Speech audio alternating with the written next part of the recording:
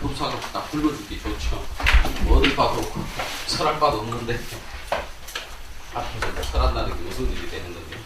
사실 맞습니다. 그래서 예전에 큰 스님들이 법문을 하실 때는 뭐 이렇게 자리에 한번 법상에 오르셨다가는 그냥 한번 쑥 둘러보고는 그냥 쑥 내려갑니다. 그런 경우도 있고 또 조금 친절하신 분은 주장자를 한번 이렇게 들었다가 놓고 갑니다. 그리고는 가면은 이제 밑에 앉아있는 저기 스님들이나 신도들은 어이가 없는 거지. 이거 뭐야, 이게 뭐 설법을 했나? 이러는데 큰 스님은 이게 설법 했다 이러거든. 이게 무슬본입니다. 우리가 처음에 금강경 1장 서분 시작할 때 부처님께서 이 자리에서 일어나셔가지고 집집마다 돌아다니고 탁탁하시고 돌아오셔가지고 공양을 자시고 발을 짚고 앉으셨다. 그걸로 끝이다 하는 그 내용을 봤습니다.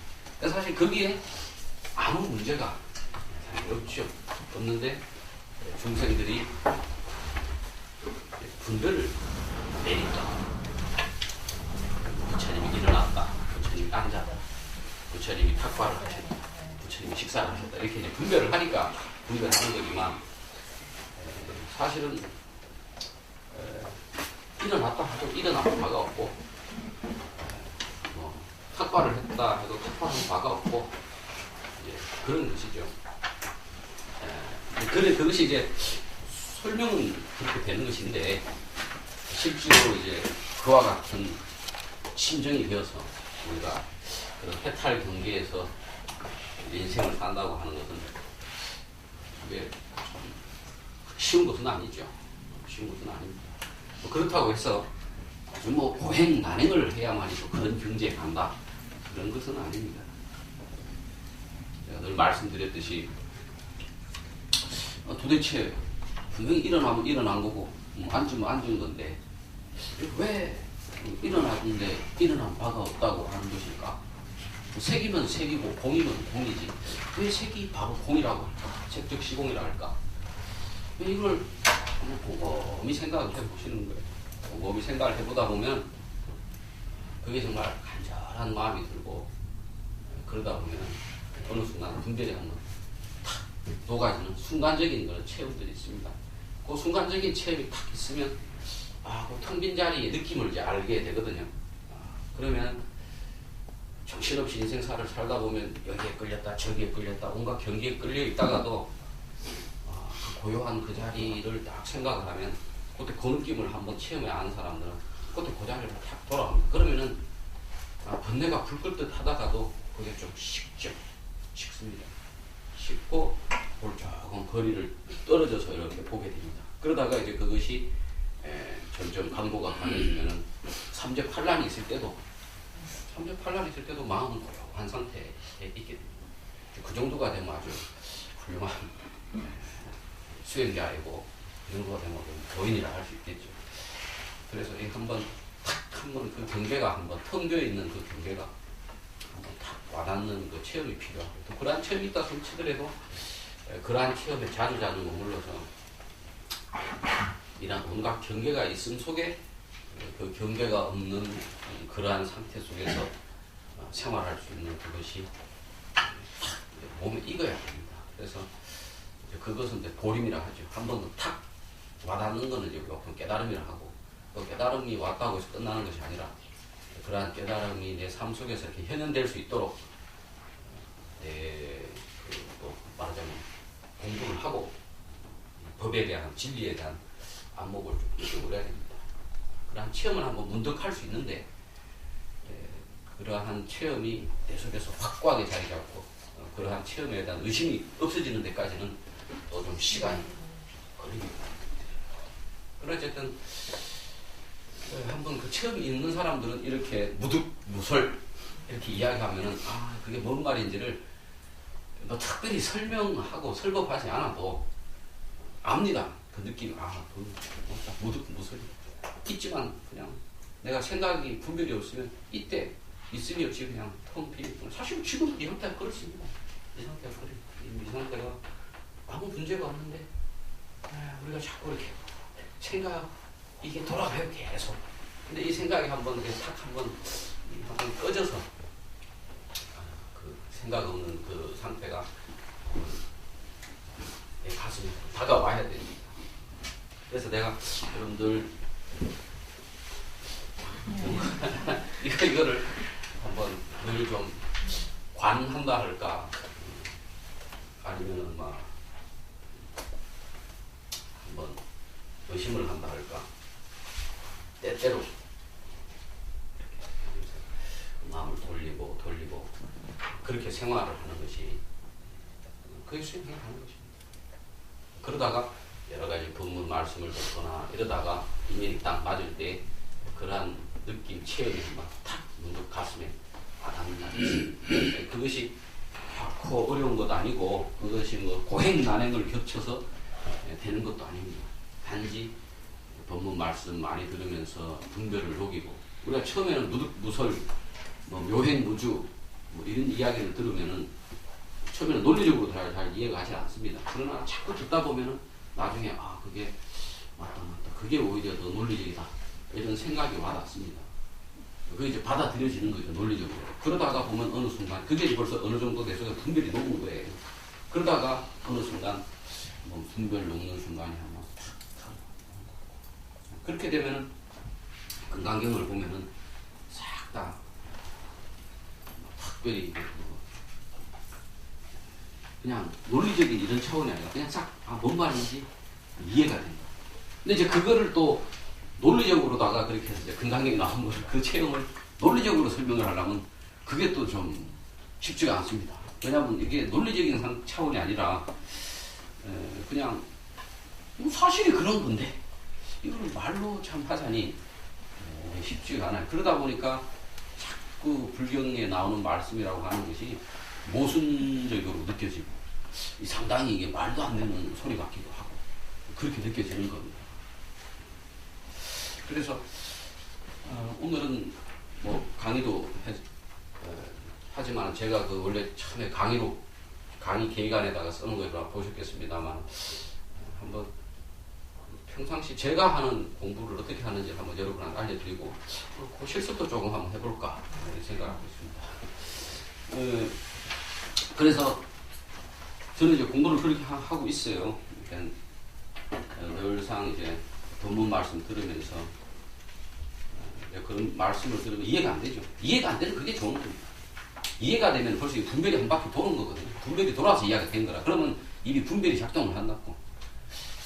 정말 잘하는 본문을 들으면 도대체 저 양반 뭔 말을 하는지가 몰라가지고 가슴이 뭔가 진리를 이야기하는 것 같긴 한데 가슴이 뻥 뚫리지가 않으니까 그냥 답답한 상태예요. 이게 사실은 공부가 잘 되는 겁니다. 머리로 싹 이해가 돼버리면은 그래서 머리로 착착착착 이게 논리적으로 딱 설명이 돼버리면 더 이상 의심이 생기질 않잖아요.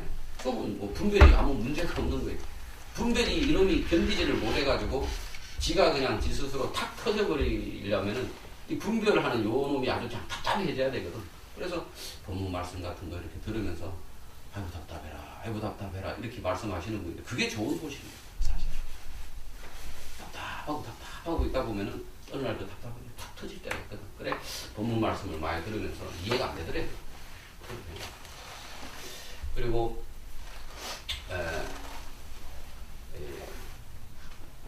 그걸 하면서 또 한 가지 이제 제가 하는 것은 두 가지를 보통 하는데 하나는 이제 심리적인 안정을 얻기 위해서 관음 연구를 좀 합니다. 그래서 관세음보살 이렇게 하면서 근데 뭐 여러분 중에 지장보살을 또 좋아하시는 분도 있고 약사의 연구를 좋아하는 분도 있고 뭔 상관이 없습니다. 부처님 이제 의지해서 근데 그때 부처님이라고 하는 것은 형상으로 보이는 부처님을 말하는 것이 아닙니다. 이 자리 분별 없는 이 자리 이게 이제 관음보살이라고도 하고 지장보살이라고 하고 그러는데 그 속에서 온갖 관음보살의 힘이요 지장보살의 힘이 거기서 나오는 거거든요. 무슨 뭐 저기 기독교처럼 하나님의 신이 있어서 가피를 내리고 도와주는 것이 아니라 본질적인 이 힘은 이 우주 자연 이 자체에서 나온다. 이 우주 자연 이대로가 사실은 불성이 현현에 있는 거야. 이 부처님이에요. 그러니까 그러한 보살이 생각을 하고 있다.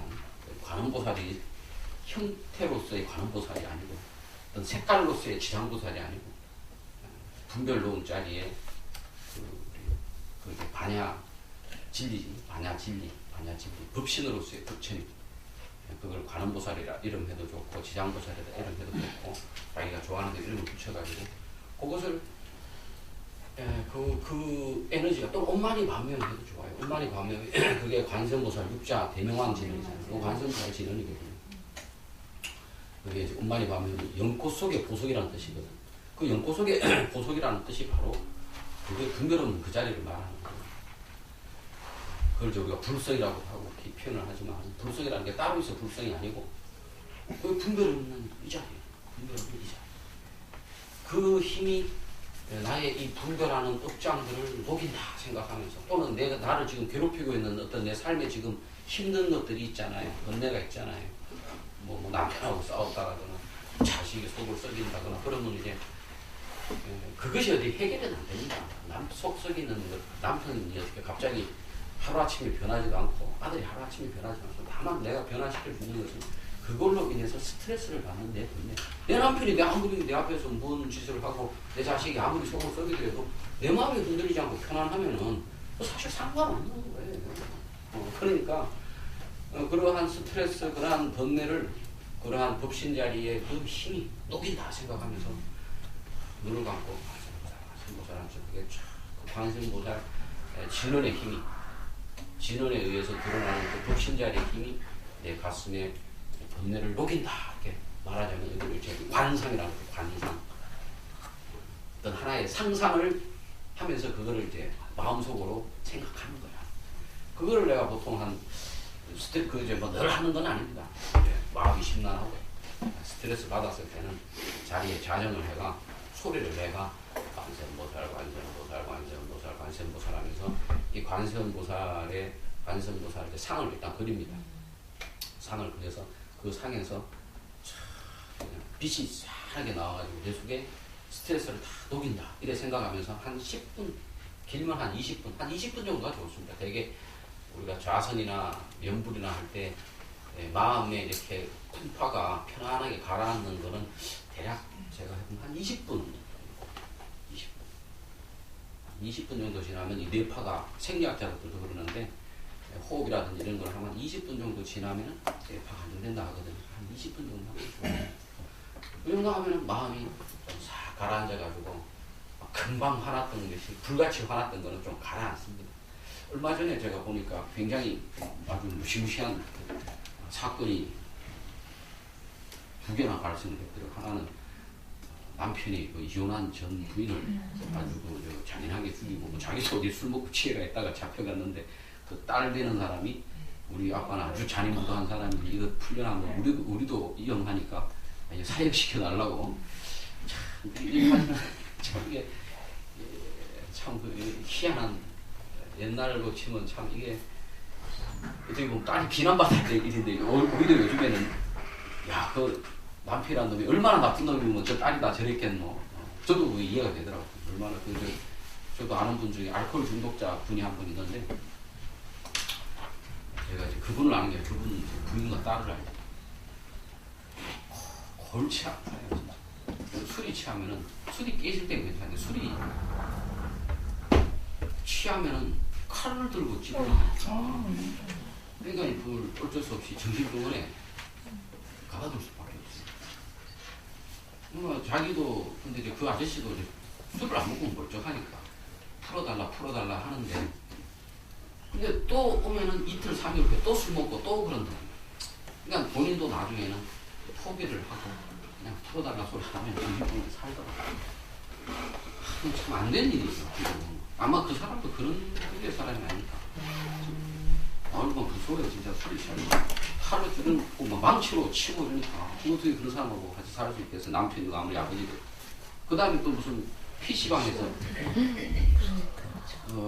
멀쩡 생긴 건데 좀 불쌍하게 생겼더라고. 29살 먹었다는데 얼굴 사진이 나왔구만. 불쌍하더라고요. 보니까 한편은 힘도 없고 아가 얼마나 살면서 인생에 했으면 막 순간적인 이 화가 이게 순간의 열등감이나 이런 것들이 막 그 순간 일어나는데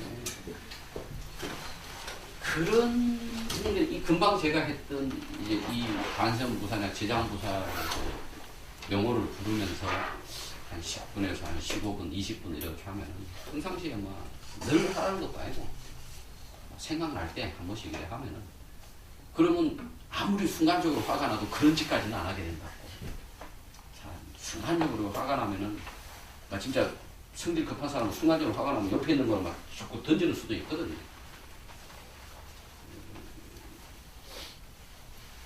제가 평생 우리 집사람하고 살면서 한번 되게 화가 나가지고 한번 옆에 있는 막 쓰레기통 팍 차가 막 쓰레기통에 한번 깨진 적이 있어요. 제일 싼 거 진짜. 그게 이제 제 평생에 제일 화가 나가지고 했던. 그리고 얼마나 혼났는지 몰라요. 잘릴 뻔했어. 폭력 썼다. 그거를 그때 우리 집사람이 잘한 게 그때 따끔하게 뭐라고 하니까 안 커지는 그때 따끔하게 뭐라 안 하면 그 다음에는 이제 손이 나가. 보살님 그런 말씀 하시는 그렇습니다. 그 수행을 제가 한 번씩 하고 그 다음에 이제 제가 하는 것은 단전호흡을 그것도 자주 하지는 않습니다. 좀 특강이 있어가 부산 갔다 오고 그랬는데 피곤해가 오다가 바카스도 한번 눕고 왔는데 이렇게 피곤할 때 차분히 앉아가지고 그것도 오래 안 하는 거 한 20분 하고 20분. 단전호흡하는 게 어떻게 하냐면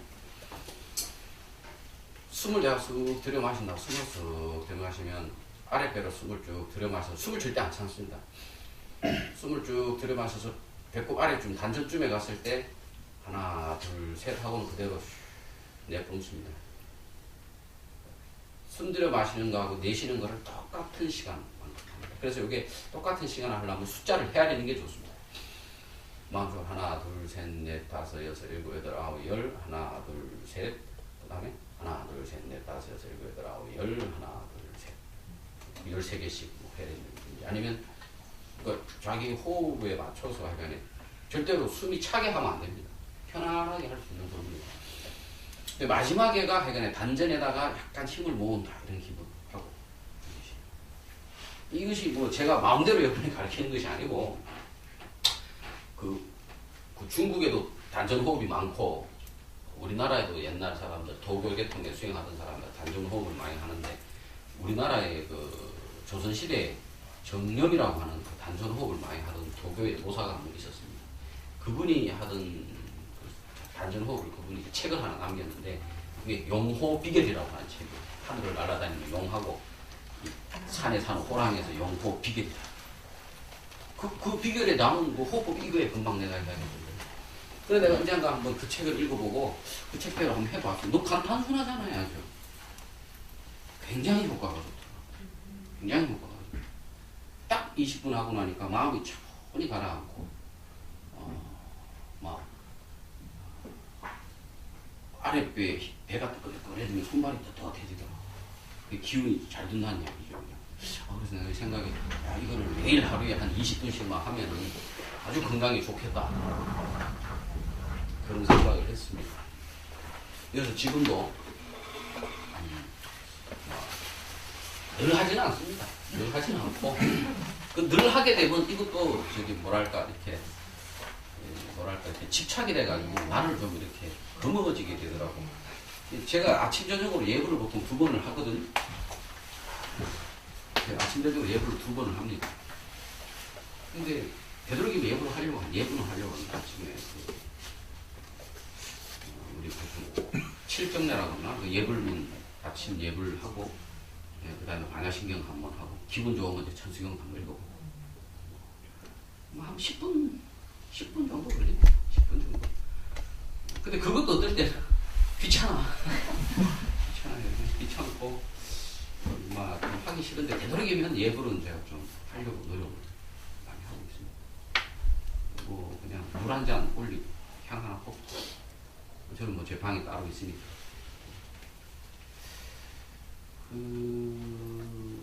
그리고 이제 또 때때로 제가 한 번씩 길에 다니면서 뭐 길고양이 아까도 올라온 하얀색 고양이 한 마리 있던데 그 고양이 원래 저 고양이 오늘 새롭게 나타난 고양이. 그런 거 보면은 이제 불쌍한 생각이 좀 듭니다. 저거 추운데 뭐 사람 생각이겠지. 지는 오히려 자유롭고 좋을 텐데 어쨌든 간에 저게 날도 추워지는데 지금 먹을 것도 없고 어떨까 이런 생각이 딱 들면은 마음속으로 이렇게 하고 부처님께 우리 고양이가 기회합니다. 부처님 법계 우리 고양이가 기회합니다. 이렇게 제가 3개를 딱 마음속으로 해주고 다음 생에는 고양이 못 먹고 보살로 태어나 세세생생 사람 못 먹고 태어나서 부처님 법 공부해서 세세생생 보살로 태어나겠습니다. 그렇게 딱 마음속으로 내가 한번 해준다고요. 뭐 그렇게 해주면 고양이도 3개를 받아서 인연을 짓게 되고 저도 인연을 짓게 되죠. 우리가 뭐 도를 닦는다, 수행을 한다 이래 하면은 뭐 벌써 우리가 이 수요일날 이 저녁에 이 아까운 시간에 나와 이렇게 벌써 법문 이야기도 듣고 불교 공부, 교리 공부도 하고 한다는 것은 여러분 이게 관계가 높은 거지만은 그러나 그럼에도 불구하고 우리가 다음 생에 또 이 똑같은 사람을 만나는 기약이 없어요. 사실. 사람들은 뭐 이번 생에 내가 사람 태어났는데 다음 생에 또 사람 태어났겠지 쉽게 생각하는데 그건 알 수 없는 거예요. 부처님이 그런 말씀하셨잖아요. 사람 몸 받아 태어나기 얼마나 힘드냐 그러면은 눈먼 거북이가 이렇게 쑥 하늘 위로 올라왔는데 구멍난 관자에 구멍 속으로 머리를 쏙 집어넣은 만큼 힘들다 그랬잖아요. 그게 뭐 부처님이 그냥 하신 말씀이겠어요. 물론 뭐 어떤 부분에서는 그러니까 사람 몸 받았을 때 열심히 공부하라고 하신 말씀이기도 하겠지만은 또 어떨 때는 약간 들으면 협박 같은 느낌도 받기는 받지만 그래도 부처님이 그 허투른 말씀을 안 하실 거다 생각하면 그런 생각이 드는 거예요. 이게 불교는 자력신앙이긴 하지만 우리가 그렇잖아요. 어쨌든 막 인연을 부처님하고 자꾸 상기를 한다고 하는 것은 부처님하고 자꾸 인연을 짓는 거다는 말이죠. 그 인연을 짓다 보면은 당연히 인에 의해서 연에 의해서 서로 또 만나게 돼 있다고 만나게 진다. 부처님하고 자꾸 상기를 하는 게 부처님하고 인과 연을 짓는 거지. 인을 짓는 거지. 인을 짓는 거지. 그러게 되면 다음 생에 어떤 연이 만나지면은 부처님 법을 만나게 되는 거예요. 짐승 몸이 됐든 사람 몸이 됐든. 그래 하면은 또 불법 만나고 공부하는 거지. 그래서 아침 저녁에 예불하는 거. 그 다음에 시시때때로 아무 때라도 그냥 삼기를 하는 거. 이거는 이제 말하면 약간 좀 타력신앙적인 거긴 하지만은 부처님하고 인연을 맺어놓으면은 도움이 됩니다. 그래서 누구라도 여러분 주위에 좀 안타까운 사람들이 있다 그러면 그 사람이 근데 불심이 없다 그러면 여러분 마음속으로 해주면 되는 거예요. 그거 또 겉으로 드러내가지고 야 부처님 믿어라 절에 와 공부해라 이러 하면은 예수교 다니는 사람들 뭐 내 와가지고 뭐 예수님 믿으니까 마음이 편안하다. 지 편안하면 되지 왜 나한테까지 와가 마음을 불편하게 하냐고. 우리 고모가 지금 고모가 지금 80 다 됐는데 우리 고모가 늙음하게 예전에는 부처님 공부하고 부처님 꼭 공부한 게 아니고 일반 말하자면 기복신앙을 하셨는데 이러다 보니까 이 딸내미들이 우리 고종 조카들이 아주 사촌들이 예수교를 열심히 다녀요. 그러니까 딸내미들한테 혹 해가지고는 교회를 다니더니 아주 미친듯이 교회를 다니는 거예요. 70 넘어가지고. 그러더니 나만 보면 그래도 우리 부모가 점잖해가 뭐 대놓고 말은 뭐 하고 준건이가 참 불교 공부를 해가 그런데 참 하나님 공부를 해가 목사가 됐으면 더 좋았어요. 보면 뭐 내 지금 불교 공부한 지가 30년이 넘어가 이쪽에 지금 경력이 있는데 내 교회를 이렇게 자꾸 가라고 그래도 성경책도 좀 읽어보고 이게 예수교 사람들처럼 그래 하면 안 되고 우리는 마음속으로다가 그렇게 해주는 거예요. 상기를 해준다고. 그럼 부처님하고 인연이 되는 거지. 우리 인연을 꼭 그 사람만이 인연을 짓는 게 아니고 우리가 2쿠션, 3쿠션으로 당구 치듯이 2쿠션, 3쿠션으로 인연을 지어주면 되는 거예요. 저는 그렇게 보통 이 세 가지 관세음보살을 진언하면서 마음에 빛이 다음에 그 번뇌를 녹인다. 또는 아직까지 이 불교의 망상한 이거를 녹인다. 그 다음에 단전호흡. 단전호흡을 하면 심리적으로도 안정이 되지만 몸의 기운이 쫙 돌아서 에너지가 좋아지면서 혈압이라든지 정말 좀 피곤이 풀어지고 하거든요. 육체적으로도 굉장히 심리적 안정도 좋지. 번뇌를 없애는 감정적이고 정서적인 거는 관세음보살이나 육체적으로 이런 육체적인 강화는 단전호흡 두 가지. 늘 하는 것은 아니고 생각나면 한 번씩. 그 다음에 이제 아침 저녁으로 예불하고 성기 때때로 뭐 그런 마음이 바꾸면 누가 불쌍한 사람이 있다거나 이러면은 돈 100원, 1000원 주는 것도 좋지만 저는 마음속으로 상기를 하는 이것이 훨씬 더 그 사람에게 동향 주는 것보다 낫다 이 생각을 하기 때문에 뭐 겉으로는 뭐 이러지만 속으로는 상기를 해줍니다. 저는 그렇게 보통 일상생활에서 수행을 합니다. 특별히 뭐 선방의 스님들처럼 뭐 새벽 4시부터 앉아가 뭐 저녁 10시까지 뭐 하고 뭐 장자부라 하고 뭐 오후 불샤고 이거는 몇 번 해봤습니다. 저도 도저히 나는 뭐 스타일이 안 맞아. 그 다음에 뭐 또 주위에 보면 7일 기도, 뭐 7일 기도, 49일 기도 하시는 분이 있어가지고 뭐 그때는 막 계율을 철저하게 지키면서 하는 분들이 있는데 이제 그런 보통 기도를 할 때는 우리가 뭔가 정말 내가 바라는 게 있어가 자식이 이번에 뭐 대학교 시험을 친다거나 막 그럴 때 정말 그렇게 할 수 있는 건데 수행으로서 기도 같은 거 그러니까 보통 이제 그런 기도는 우리가 보통 어떤 데 하냐면 보통 참회 기도할 때 그렇게 많이 합니다. 7일 기도, 3, 7일 기도. 우리가 인생을 살면서 이렇게 돌아보면 말이죠. 한 가지 더 이렇게 마음에 걸리는 어떤 내가 죄진 것들이 보통 누구라도 한두 가지 있습니다. 인생을 살면서 그건 잊어버리려고 죄책감이 흘러나고 좀 심한 게 있거든. 근데 사실은 그 죄의 공선이라고 하는 것은 공한 거란 말이야. 이미 없어져 버렸어. 그때 그 일도 없어졌고 그 일을 당한 사람도 분한 마음이 있겠지만 그 사람 어쩌면 잊어버렸는지도 몰라. 근데 나만 그 기억을 딱 붙잡고 있는 거예요. 예, 심지어 뭐 이런 말을 하면 되겠거든. 아마 요즘에 그 성폭력이 워낙 많이 나는 사회가 되다 보니까 특히 한국 사회 여성들이 그뭐 젊었을 때 봉변을 당하는 경우도 있습니다. 제 주위에도 그런 일이 있었고 한국에. 그러면 이제 그런 것들이 굉장히 그 여성에게 있어서 한평생 그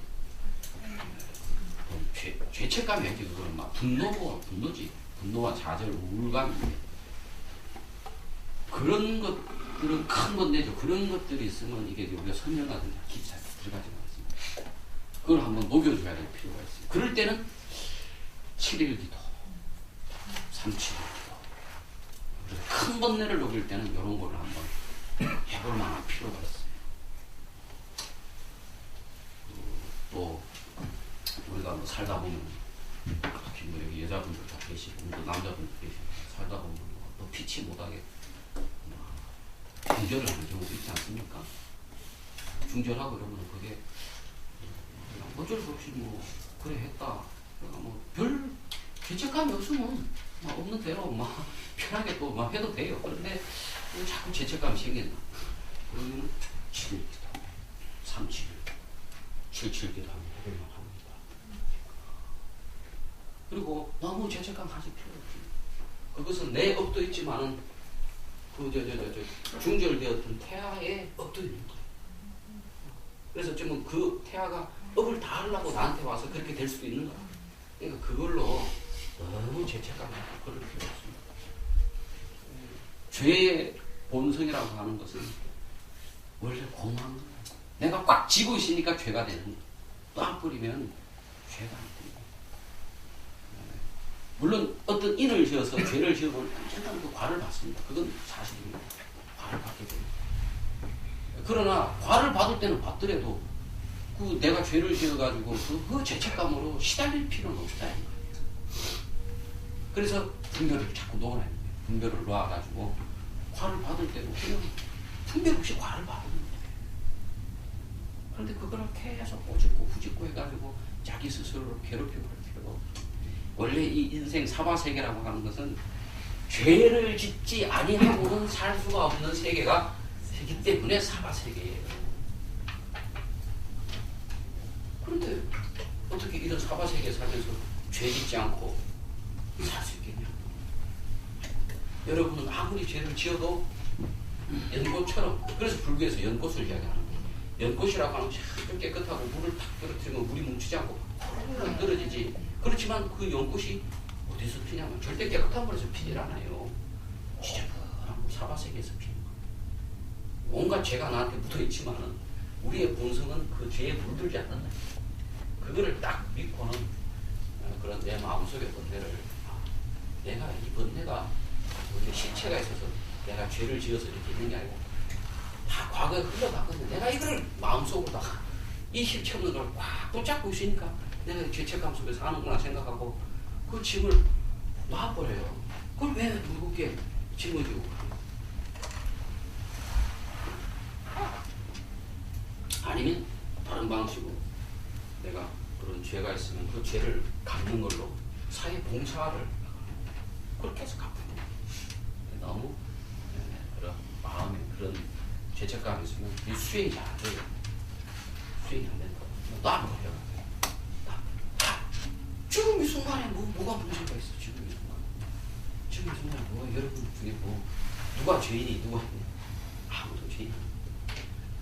과거에 죄를 지었던 게 있으면 그때 잠시 그 죄라고 하는 것이 만들어졌다. 싹 흩어져 사라져버리는 거예요. 여러분이 근데 쥐고 있으니까 그 죄가 되는 거예요. 그 죄가 계속 있으면 절대로 성불이 안 돼. 봐. 그런 마음이고, 그것이 이게 잘 나아지지 않을 때 이제 7일기도, 14일기도, 37일기도 이렇게 하면 됩니다. 근데 저도 그래 한 100일 기도를 한번 해본 적이 있는데, 아유, 나는 뭐 하겠다. 한번 해보기는 억지로 해봤어요. 억지로 해봤는데, 오히려 저 같은 경우는 그게 옥죄는 것 같고, 그래서 다행입니다. 그래서 아마 여러분 중에도 7일 기도하다가 막 개를 파해가지고, 아, 이번에 또 못 지켰네. 그래가 뭐 또 다음번에 해보고 그래가 자꾸 실패한 분들이 있을 거예요. 그래서 나는 그런 걸 별로 좋아하지 않아요. 뭐, 언제까지는 내가 확실하게 뭔가를 하겠다. 내가 막 좀 경쟁하듯이 기도하는 그런 거 있잖아. 하나처럼. 어떤 목표를 채우기 위해서 하는 그런 수행은 형식적인 그런 거는 별로 성취감은 있어. 그런 거 하면. 성취감은 있어. 일주일 뿌듯하게 내가 정말로 새벽 4시에 일어나가 예불 하고 밤 9시 때까지 열심히 수행하고 깨끗하게 개인 지키면서 하는 일주일 한 번씩 해볼 만한 가치는 있어요. 그러나 그런 마음으로 내가 어떤 성취감을 하기 위해서 하다 보면 자꾸 집착이 일어나. 내가 이거를 역법하게 해야지만 한 집착이 일어난다. 그럼 오히려 마이너스라. 너무 그런 데 집착하지 말고. 그래서 내가 이야기했잖아요. 나는 막 수행을 해도 매일매일 하지 않는다. 요즘에 마음 심리적으로다가 또 막 이상한 욕망이 생긴다. 그러면 뭔가 건네가 있잖아. 뭔지는 모르지만, 쓰레기통 내용물이 뭔지는 모르지만, 관세음보살을 딱 요 앞에 계시다 생각하고, 관세음보살 의식하면 빛이 촥 내한테 와서, 그 내용물이 뭔지는 모르지만, 그게 싹 녹아버린다. 마음이 개운해요. 여러분 뭐 매일 목욕하는 사람들 없잖아. 목욕탕 가서 샤워야 매일 하시겠지만 어쩌다 기꾸하고 몸이 꾸리꾸리하면은 연안부도 저기 해수탕 가가지고 해수탕 가면 분명 아마 여러분 중에서 우리 와이프랑 우리 장모님을 꽤 본 사람이 있을 거예요. 그분이 바로 신독사님이 일주일에 한 4번을 가는 해수탕이 몇 군데 있죠. 그 중에 우리 잘 가는 데가 좋은데 그 사장님 밑에 그 고기도 팔고 하는 됐습니다. 뭐 수행하는 건 한번 같이 해보고 싶은데 여기가 이제 넓은 자리가 그러면 반전 수업도 좀 해보고 싶은데 또 연불도 한번 해보고 싶은데 이게 자리가 좀 이제 공부하는 식의 자리가 돼가지고 좀 하기는 그렇습니다. 원래 그래서 이제 강의 계획안에는 요번 학기에 그 수련도 좀 같이 하고 그게 원래 목표였어요. 근데 뭐 하다 보니까 잠수가 그래서 못해가지고 그냥 내가 평상시 수행하는 그 법을 설명을 했으니까 여러분들도 그런 한 방편 하나 정도가 있는 게 일상생활에 있는 게 좋습니다. 그래야 내 어떤 번뇌가 막 치성하고 이럴 때, 뭔가 일이 잘 안 풀리고 할 때, 그렇게 하면은 좀 마음이 편안해지면서, 마음이 편안해져야 그 다음부터 일이 풀립니다. 일이 풀려서 마음이 편안해지는 게 절대 아니거든요. 그래서 그럴 때 그때 수행을 하십시오. 무득무설본 수고리야 어떻게 생각하냐. 열애께서 이 없는 바른 깨달음을 얻었으며 열애께서 설할 바 법이 있겠느냐. 수고리 장로가 대답했습니다. 제가 부처님께서 설하신 법의 뜻을 이해하기로는, 그러니까 부처님 진리가 내 나름대로 내가 이해하기로는 이 없는 바른 깨달음, 무상등 정각이죠. 이 없는 바른 깨달음, 안욕따라 삼맥 삼보리라고도 하죠. 라고 하는 것은 라고 할 결정된 법은 없으며, 또한 열애께서 설하실 결정된 법도 없습니다. 부처님이 말씀하신 무상등 정각, 안욕따라 삼맥 삼보리라고 하는 것은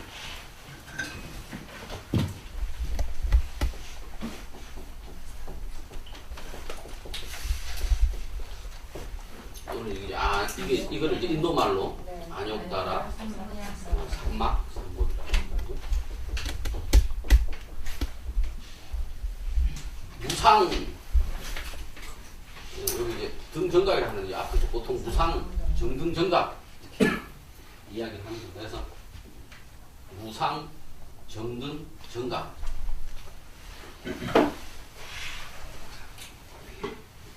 안욕따라 삼맥 삼보리, 무상 정등정각.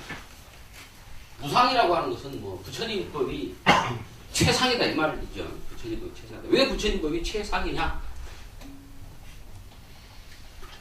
아래가 있고 위가 있다. 이런 상대적인 상이라 그러면 그것은 최상이 있을 수가 없습니다. 언제든지 높은 게 있으면 그보다 나중에 세월이 지나면 더 높은 게 나올 수밖에 없어요. 그렇죠. 언제든지 그렇습니다. 세계 기록도 보면은 어떤 사람이 세계 기록 깼다 그러는데 또 세월이 지나면 누군가가 나타나서 그 기록을 깹니다.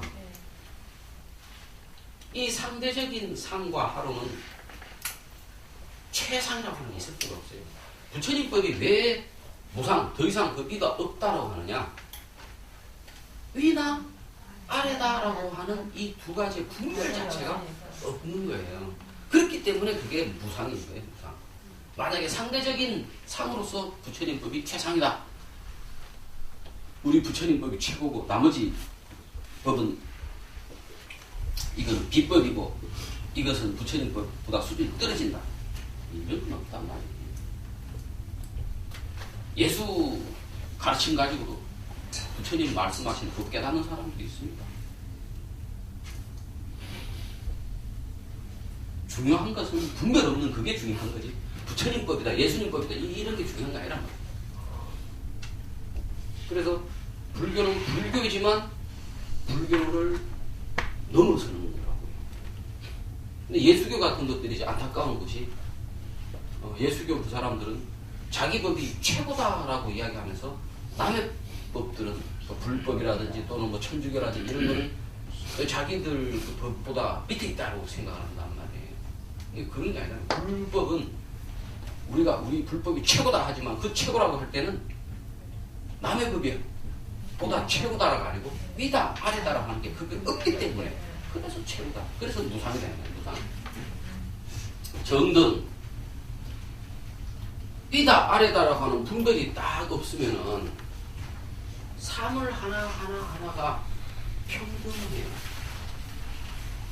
삶을 하나하나가 못 사는 사람은 못 사는 그 자체로서 충분하고 잘 사는 사람은 잘 사는 그 자체로 충분해. 그러니까 못 사는 사람이라서 잘 사는 사람을 부러워할 일도 없고,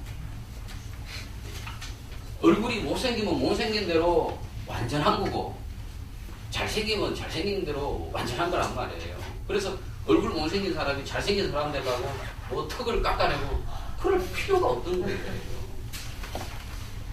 못생긴 그 자체로 완전하다고. 잘생겼다 못생겼다 하는 거는 그것은 우리가 우리 업대로 지난 시간에 열의실견 했잖아요. 열의실견 이치대로 진실을 하게 본다. 열이 실견. 열이 실견을 하면은 못생기고 잘생긴 게 없어요. 각자가 있는 그 자체로 완성되어 있단 말이에요. 그런데 잘생겼다, 못생겼다라고 하는 이 업을 내가지고 자기 업으로 분별을 해가지고 별짓을 다 하는 거지. 그러다 보니까 나중에 자기 얼굴에 장난을 치다 보니까 선풍기 아줌마인가 뭐 코끼리 아줌마인가 희한하게 그런 괴물이 되는 거예요. 그게 자기 내면의 그러한 어그러진 마음이 결국에 바깥으로 얼굴로 튀어나오는 거지. 그렇습니다. 저기 세상에 꽃들을 보세요. 꽃들이 우리가 보통 호박꽃이 못생겼다 하지만 호박꽃 얼마나 예쁜데.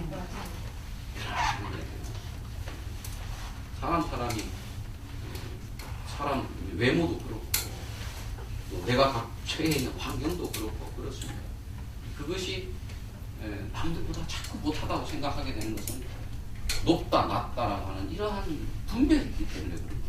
분별이 없으면 모든 것이 각자가 그 자리에서 자기 역할을 다 하고 있어요.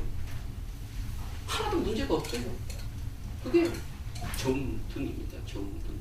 또는 그거를 정자라고 하는 것은, 이 정이라고 하는 것은 발을 정자인데 이 정이라고 하는 것은 불교식으로 이야기하면 중으로 바꾸는 거예요. 그게 중입니다. 분별 없는 것. 이것과 저것이 중간이 아니라 이것과 저것을 확 포괄한 중. 이게 중도라 중도.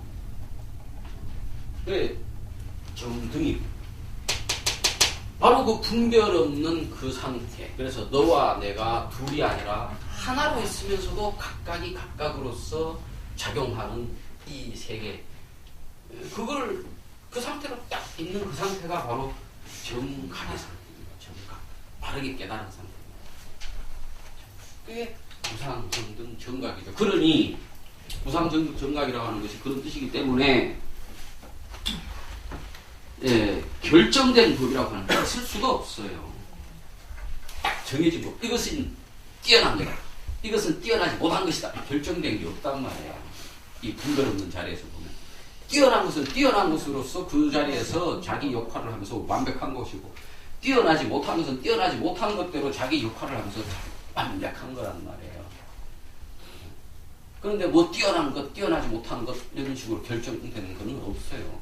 다 뛰어난 것은 뛰어난 것으로서 뛰어난 것이고, 뛰어나지 못한 것은 뛰어나지 못한 것으로서 뛰어난 거란 말이에요. 그러니까 뛰어난 것, 뛰어나지 못한 것이라고 하는 이런 결정된 법이라고 하는 것은 불법에는 있을 수가 없어요. 그래서 부처님께서 하시는 말씀이 지금 뭘 물은 겁니까?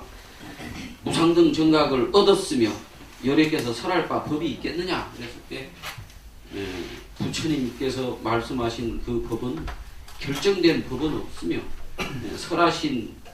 앞으로 설하실 결정된 법도 없습니다. 부처님이 깨달았다고 하지만 그 깨달음이라고 하는 것은 일체 모든 무언가를 얻어서 깨달은 게 아니라 오히려 분별을 놔버림으로써 있는 모든 그것들이 그 자리에서 완벽하구나 이거를 탁 깨달으신 거기 때문에 사실은 얻은 게 아니에요. 그냥 있는 이 자리가 이 자리대로 완벽하구나 라고 그냥 탁 알았다라기보다는 그전에는 완벽하지 못하다.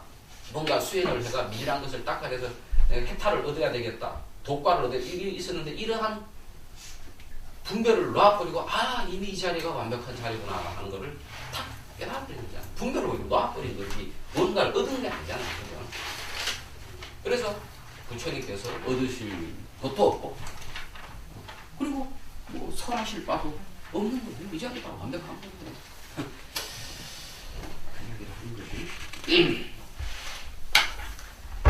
왜냐 하면 열애께서 설한 바 법은 모두 인식한다라고 되어 있는데 여기는 이제 우리 경전에는 개 불가 취할 바도 없다 이 말이에요.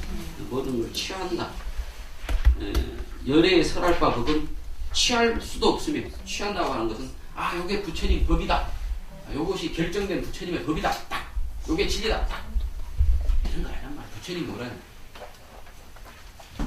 정법도 버리라고 했거늘 하왕 비법이랴. 정법이 아닌 것 당연히 버려야지. 근데 정법도 버리라 했단 말이에요. 왜? 정해진 바른 법이라고 하는 게 없다 이 말이야. 그것은 분별이 있기 때문에 바른 법, 바르지 못한 법이 있다는 이야기죠. 분별을 버려버리면 바른 법, 바르지 않은 법이라고 하는 게 원래 없단 말이에요. 모든 것이 다 바른 법인 거예요. 분별만 버려버리면 아무 문제가 없단 말이에요. 그러니까 취할 것이 취할 수도 없으며 선할 수도 없으며 법도 아니며 법 아닌 것도 아니다. 이 말이 지금 뭐예요? 취한다 안 취한다, 법이다 법이 아니다, 다 분별하는 거잖아요. 요거를 해야만이 깨닫는다, 요걸 안 하면 깨닫지 못한다, 요건 깨닫는 사람이 하는 행동이고 요건 깨닫지 못한 사람들이 하는 행동이다. 그거를 일시에 탁 놔버려야 그게 진짜 부처님 설한바고 그게 부처님 깨달은 바가 되거든요. 그래서 부처님 법에 깨달은 것은, 깨달은 법이라고 하는 것은 뭔가 얻는다 이런 게 아니고 오히려 놓는 것이고, 놓기 때문에 뭔가 얻는다라고 하는 것이 이게 없는 거란 말이에요. 계속 그 이야기를 하는 겁니다. 이런 까닭에 모든 현인과 성인은 모두 조작 없는 법으로 차별하고 있습니다. 현인이라고 하는 것은 이제 우리가 시간 다 되나요? 10분 쉬었다가 현인과 성인을 이제 나누는 법은 불교 교리에 따라서 좀 다릅니다. 소승에서도 나누는 법이 있고 대승에서도 나누는 법이 좀 따로 있고, 이게 어디부터를 성인으로 볼 것이다, 이거에 대한 이론이 좀 다양합니다. 소승과 대승에서 단순하게 근데 이야기를 한다면은 우리가 그 소위 말하는 그 사향사과, 사향사과 글씨가 잘 보이나 모르겠다. 사향사과에 우리가 제일 처음에 들어가는 임류라고도 하고 또는 뭐 예류과라고도 하고 보통 이걸 칠례과라고 또 하죠. 칠례. 요거를 보통 여기에 들어가면은 성인 되었다 이렇게 이야기를 합니다. 왜냐 그러면 요 단계에 들어가, 성인의 단계에 들어가게 되면 우리의 이제 지난번에 제가 오원 설명을 할 때 사람의 의식이라고 하는 것이 마치 빙산과 같아가지고 10분의 1은 현재 의식이고 나머지 10분의 9는 무의식이다. 그래서 아무리 내가 현재 의식 속에서 법문을 듣고 논리적으로 생각을 해가 분별적으로 다 생각해가 이게 분명히 부처님 법이 옳구나, 이거를 실천해야지 생각하면서도 그것이 실천이 안 되는 이유는 뭐냐 그러면, 이게 마치 한 명하고 9명 줄다리기 하는 것이 내가 그동안 쌓아온 업의 힘이, 무의식의 힘이 더 크기 때문에 9명하고 한 명이 줄다리기를 하면 당연히 9명 이기죠. 근데 아무리 내가 머리로는 바르다고 생각을 실천하고 싶지만은 내가 욕망을 제어를 해야지 생각하면 욕망이 제어가 안 되는 겁니다. 그런데 2단계에 들어가게 되면은 소위 말하는 임류, 예류, 임류라고 하는 게 흐름에 들어갔다, 예류도 역시 흐름에 들어갔다라는 뜻인데, 이 흐름에 들어갔다라고 하는 것이 바로 성인의 반열에 들어갔다는 이야기입니다. 성인이라고 우리가 이야기할 수 있는 사람은 자기가 말하는 바와 행동이 일치가 돼야 됩니다. 말하는 바와 행동이 일치가 돼요. 즉 자기 현재의식으로 생각하는 이것이 그대로 실천이 돼 나와야 된다고요. 그러면 어떻게 해야 되겠어요? 현재의식이 최소한 51%가 되고 무의식이 49%가 돼야 내가 지금 현재 이거 바르구나라고 생각하는 대로 실천이 돼 나올 거 아니에요. 요 단계 정도가 되는 것이 소위 말하는 성인에 있어서 임류, 예류에 들어갔다는 거예요. 즉 우리가 사람이 살아가는 게 탐진치, 사바세계 중생들은 탐진치 3독으로 살거든. 왜냐하면 치가 없어지지가 않으니까, 어리석음이 없어지지가 않으니까. 어리석음의 가장 핵심적인 어리석음은 나라고 하는 게 있다라고 하는 이 몸뚱아리, 내 생각, 내 법덩어리, 이게 이제 나라고 생각하는 이것이 가장 큰 어리석음이거든요. 그것 때문에 그 어리석음으로 인해서 나를 중심으로 해서 욕망이 생기니까 탐심이 생기고, 그 욕망이 이루어지지가 않으니까 진심이 생기는 거거든. 그죠? 그런데 요 단계, 이 성인의 단계에 딱 들어가게 되면은 이 탐진치가 확연히 줄어드는 겁니다. 확연히 탐진치가 줄어들어요. 이 몸뚱아리, 이 업덩어리, 이게 나가 아니구나. 이것이 단지 머리로만 이해가 되는 게 아니고 확연히 이제 나한테 다가오기 때문에 저절로 탐심이 일어나지 않죠. 그러니까 점차적으로 이제 2단계만 가게 되면 그 다음부터는 문제가 없는 거예요. 그 다음에는 자기 말하는 바나 행동하는 바가 똑같이 되니까 이제 업이 쌓일 일이 없는 거라. 그러니까 점점 그 다음부터는 탐진치가 줄어들면서 아라한 7례과 다음에 그 다음에 이제 1례과로 가는 거지. 1례로 가고 그 다음에는 불안으로 가는 거지. 불안. 돌아오지 않는다 이 말이에요. 그 다음에 완전히 가면 아라한이 되는 거죠. 그러면 여기는 이제 탐진치가 없는 거죠. 탐진치가 없고 일체 분별심이 다 떨어져 버린 거지. 그래서 7례라고 하는 거, 1례라고 하는 거, 불안이라고 하는 거, 이거는 이제 그런 의미입니다. 이미 깨달음도 얻었고, 그렇지만은 자기의 그 업습이 아직도 완전히 다 없어지지 않았기 때문에 깨달음을 얻었음에도 불구하고 한 번씩 어떤 경계에 부닥치면은 회의가 일어나는 거예요. 내가 진짜 알았던 이 진리가 진짜로 깨달은 게 맞나? 그 깨달음이라고 확신을 하면서도 또 탐진이 남아서 경계에 대하면은 탐심이 확 생긴단 말이에요. 그래서 그걸 왔다 갔다. 그래서 경계에 끌려갔다가 그 자리 하고 탁 생각하면 그 자리 그게 진리가 확실하니까 다시 그 자리로 싹 돌아오면은 이 불타오르던 번뇌가 또 싹 사그라지면서 탁 그 자리에 또 돌아오고 그걸 한 7번 왔다 갔다 하게 되면은 1례가 되는 거예요. 그러면 이제 확고해지지. 그 다음에 이제 불안가는 이제 더 이상 돌아오지 않나. 이제 이거를 보통은 이제 불가에서는 이렇게 이야기를 합니다. 7례가라고 하는 것은 사바세계에 태어났다가 천상계에 갔다가 천상계에서 다시 미진한 업을 다시 해결하기 위해서 다시 사바세계에 왔다가 이거를 한 7번 왔다 갔다 태어나야 된다 이렇게 이야기를 하는데 사실은 이제 그것은 상징적인 의미이고 우리가 결국에 그 천상계라고 해도 그것은 결국에 욕계잖아요. 욕계 또는 색계에도 물론 천상계가 있지만 거기도 아직까지는 번뇌가 있단 말이죠. 번뇌가 있는 데 갔다가 다시 돌아왔다가 이렇게 한다는 이제 그런 식으로 상징적으로 이야기했는데 그것이 꼭 1000개를 가가지고 그렇게 해서 7번을 더 태어난다는 이야기가 아니라 그와 같은 이미 탐진치가 상당히 줄어들었음에도 불구하고 내가 그 깨달음을 분명히 얻었음에도 불구하고 경계에 반영해서 한번 거기에 푹 끌려갔다가 다시 돌아오고 그러면서 점차 업장이 녹아가는 거예요. 그러면 이제 현인이라고 하는 것은 아직까지 이 성인의 반열에 올라가지는 못했어요. 그러나 현인의 첫 단계는 어디냐? 부처님 불법을 믿기 시작하는 것부터 현인이 되기 시작하는 거예요. 우리가 늘 인간이 중생들이 살아가는 번뇌와 분별과 번뇌에 시달리면서 이것이 좋은 거다, 이것이 나쁜 거다 이런 두 개로 나눈 상태에서 살다가 그러니까 끊임없이 이게 좋은 게 있어도 그보다 더 좋은 게 있고 이런단 말이야. 이게 만족이 없단 말이야. 그러면서 어느 날 생각을 해보는 거지. 도대체 뭐냐 이게 정말 진짜 있다 없다 높다 낮다 이게서 벗어나는 길은 없는가? 이렇게 생각하는 여기서부터 사실은 현인의 자리에 들어간다고 볼 수 있어요. 그러나 우리가 이제 본질적으로도 현인이다 그러면은 그보다 조금 더 가서 제가 계속 여러분에게 이야기하는 거 있잖아요. 바로 이 자리다.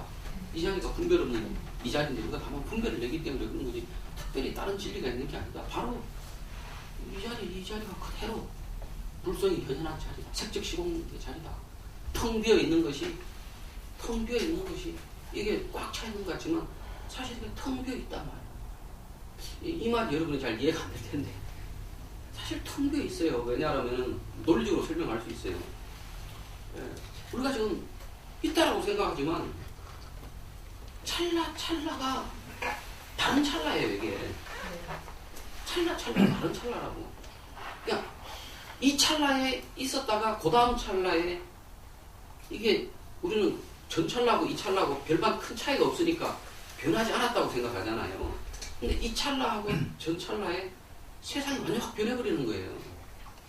전 찰나에 있었던 것은 그 찰나에만 잠시 존재하고 그 다음 찰나 가면 전혀 다른 거예요 사실은. 근데 우리는 이거 똑같다고 좀 생각하는 거지. 그러니까 이게 연속된다고 생각하죠. 마치 전등불이 사실은 끊임없이 켜졌다 꺼졌다 하는데 이게 지금 음극 양극이 바뀌어가면서 계속 켜졌다 꺼졌다 하는 거예요. 그런데 그러니까 꺼지는 상태, 그게 워낙 속도가 빠르니까 켜져 있는 상태로 보니까 우리가 계속 켜져 있는 거야. 사실은 켜졌다 꺼졌다가 계속 반복하는 거라 이게. 영화도 보면 우리가 이게 하나의 필름으로 해가지고 이 움직이고 하는 것 같지만 그게 사실은 1초에 35프레임의 사진이 차차차차 하고 빨리 지나가니까 우리 그 눈에 그 소위 말하는 잔상이 남아가 움직이는 것처럼 그게 보이는 거라고. 이 찰나에 있다가는 그 다음 찰나에 변해버리는 거예요. 강물이 똑같이 늘 어제도 그 강물이 오늘도 그 강물이지만 늘 그 강물은 흐르고 있어요. 그렇기 때문에 공허한 거예요 이게 사실은. 이게 나중에 그 텅 빈 자리를 보게 되면 그 찰나찰나에 일어나는 이거는 변화하고 있지만 이 변화하는 이것이 일어나는 지금 이 순간에 이 허공과 같은 이거는 영원히 변치 않는다고. 그런데 그 허공과 같은 이것도 이거 텅 비어 있는 거라고 해요. 텅 비어 있고 뭐라고 지을 수 있는 게 아니라 그러니까 보여지는 것도 텅 비어 있는 것이고 바라보는 것도 사실은 텅 비어 있는 거예요. 텅 비어 있는 것들끼리 모여서 꽉 찬 세상을 만들고 있다. 그래서 색적시공 공급지세계 논리적으로 이야기하면 그런 게 이게 근데 논리로만 이해하는 게 아니라 이게 정말로 한번 분별이 한번 툭 떨어져가지고 한번 이게 한번 가슴으로 싹 와닿는 거에서 이 텅 빈 자리 이게 아는 자리, 텅 빈 자리 이게 우리 마음이라고 하는 거구나. 그러면 세상사가 이렇게 있어도 그냥 텅 비어 있는 거라고 이게. 그게 이제 확인해집니다. 그것이 한번 그거를 이제 머리로서 내가 논리적으로 지금 이야기하니까 논리적으로 여러분 좀 이해가 어느 정도 되잖아요, 그죠? 그 정도만 돼도 벌써 여러분이 종합적으로다가 좀 더 풍경제에 간 거예요, 이게. 팔만대장경의 이야기가 다 그 이야기 하는 거예요, 사실은. 텅 빈 자리, 이 자리, 그 자리에서 일체가 일어났다 사라졌다 하기 때문에 일체라고 하는 것이 텅 빈 거고. 그리고 텅 빈 이 자리는 원래 텅 빈 이 자리이기 때문에 텅 빈 거고. 그 텅 빈 것을 알고 있으면 세상에 아무리 이렇게 일어나도 여몽환포용 여로 여겨전이란 말이에요. 여몽환포용 금강경 나오잖아요. 꿈과 같고 환상과 같고 거품과 같고 그림자와 같고 여로 여겨전 아침에 사라지는 이슬과 같고. 그런데 우리는 이것이 계속 있다고 지금 말하자면 우리 인식적인 이 착각 작용 때문에 그런 생각을 하는데 논리적으로 이 정도까지만 이래도 이해가 됐다. 금강경의 이 논리가 이해가 됐다면 이것만 해도 벌써 여러분이 현인으로서 더 높은 자리에 올라갑니다. 이게 84,000법문에서 설명을 하는 게 이거예요. 이걸 왜 설명하냐? 그걸 한번 체득하라고. 단지 말로서만 이해하는 게 아니라 분별로서 이해하는 게 아니라 그게 정말로 한번 확 보라고. 그게 와야 그 다음부터 사는 게 편해지거든. 아무리 남편이 지랄을 하고 자식놈이 지랄을 해도 죄송합니다. 내가 그게 영웅환포영인 줄을 알면은 내 마음이 흔들릴 일이 뭐가 있냐고요. 그런데 그걸 머리로는 알지만은 이 한번 그 체득이 없으면은 그 경계에 반영해서 나도 화가 확 난다고. 그래서 그것이 한번 체득이 착 되면은 또 더 현이가 높아진 거예요. 현이가 더 높아졌어요. 그러나 그럼에도 불구하고 아직도 우리가 한번 그 텅 빈 자리를 체험을 해봤지만은 그건 금방 사라져 버린다. 사라지고 다시 또 경계에 반영하면 끌려간단 말이에요. 그러면 한번 그 체험했던 그 텅 빈 자리 그 느낌을 의지를 해야 돼. 그 느낌을 의지해서 이 자리가 내가 이렇게 끌려가고 있는 듯이 생각하지만 이게 내 그동안 업에 의해서 그동안 다 그렇게 평생 세세생생 해왔던 업에 의해서 내가 그렇다고 분별하는구나 하고는 그 자리에서 놓고 그 절로 돼요. 저절로 의도적으로 노력하지 않아.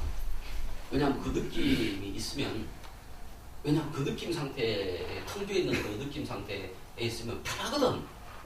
편하단 말이야. 바깥 경계가 아무리 변해도 내 마음 편하니까 자꾸 그 경계로 돌아가려고 이렇게 하게 된다고. 근데 나중에 세월이 더 지나다 보면은 그런 편한 상태로 돌아가려고 하는 그런 마음 자체도 분별인 줄 알게 되고 뭔가 편한 상태, 성빈 상태라고 하는 그런 편한 상태에 있으려고 하는 이것도 내가 두 개로 나눈 분별이구나 생각하면 그것도 나빠지게 돼요. 그러면 그냥 그 상태가 바로 뭐냐면 여여한 상태라고. 여여한 상태. 그냥 그렇고 그런 상태가 된다. 그 과정에서 쭉 가다가 결정적으로다가 이 까르마가 닦여서 아까 내가 말했잖아요. 요 상태. 네, 이제 업이 그 턱민자리에 의해서 업을 닦아 가다가 이 과거의 업식이 닦여져서 이제 과거의 업식을 내가 컨트롤링 할 수 있는 자유자재로 어느 정도 컨트롤링 할 수 있게 된 상태가 되면 그때부터 예고 바르고 그때부터는 성인이 되는 거야. 자기가 말한 바대로 자기가 실천을 하고 자기 마음에 그것이 거짓말이 아니게 되는 거야. 우리가 입으로는 막 이야기하면서도 속으로 자기 내면 안 그런 경우가 많잖아요. 네. 그러나 이 성인의 소위 말하는 사양사과 침례과에 들어가면 그렇게 된다. 그때 되면 이제 남들한테 앉아가지고 설법하고 밥도 설법한 그 대가로 밥도 얻어먹고 이래도 부끄러움이 없죠. 그 정도 돼야죠. 불교 공부하면 그 정도는 돼야죠. 그것이 최선생 공부해가지고 된다 그렇지 않습니다. 인생에도 충분히 그렇게 됩니다. 사바세계에 인간몸 갖고 태어났을 때가 그 공부하기가 제일 좋을 때 천계에 가면은 너무 행복하니까 특별히 공부하고 싶은 생각이 안 생겨요.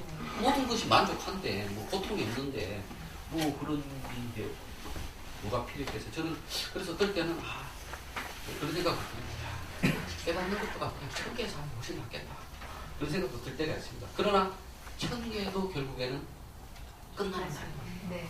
다만 그 기쁨의 기간이 길다 뿐인 거지. 그러니까 이 어려운 시절에 여러분이 밤 7시에 와가지고 제 법문을 들을 수 있을 정도 되면 여러분도 어느 정도 천계에 사시는 분들. 천계에 살지 못하는 사람들은 아무리 돈이 많고 뭐 권력이 좋고 뭐 해도 번뇌가 많은 사람들은 천계에 사는 게 아닙니다. 그래도 번뇌가 좀 떨어지고 뭔가 인생을 생각해보는 여유가 생긴 사람들, 그런 사람들이 이제 천계에 사는 겁니다. 물론 진짜 천계는 가면 이제 더 그보다 좋긴 하겠지만 천계라고 하는 게 꼭 죽어가는 게 아니라 이 세계에도 천계가 있고 지옥계가 있다. 지옥계에 가면은 너무나 고통이 심하기 때문에 번뇌가 너무 심하기 때문에 여유가 없으니까 그거를 돌아 생각을 해볼 반추에서 생각해볼 기회가 안 오는 거예요. 불법을 생각해볼 기회가 안 오는 거예요. 근데 인간계라고 하는 이 사바세계는 기쁨과 슬픔이 촉촉하게 조화가 되어 있거든요. 기쁨이 사라질 때, 슬픔을 느낄 때, 또는 슬픔이 와서 괴로움을 느낄 때, 이럴 때 한번 뒤돌아서 정말 해탈한 자리가 뭘까 생각하고서 기회가 주어지거든. 우리 인간 계보 우리가 그때 지금 그러한 몸을 받은 거랍니다. 그러한 조건을 받았다. 이때 공부를 해가지고 이렇게 업을 닦아 놓으면은 사는 게 편안하고 다음 생에 자기 뜻대로 이 세계도 저 세계로 갈 수 있다.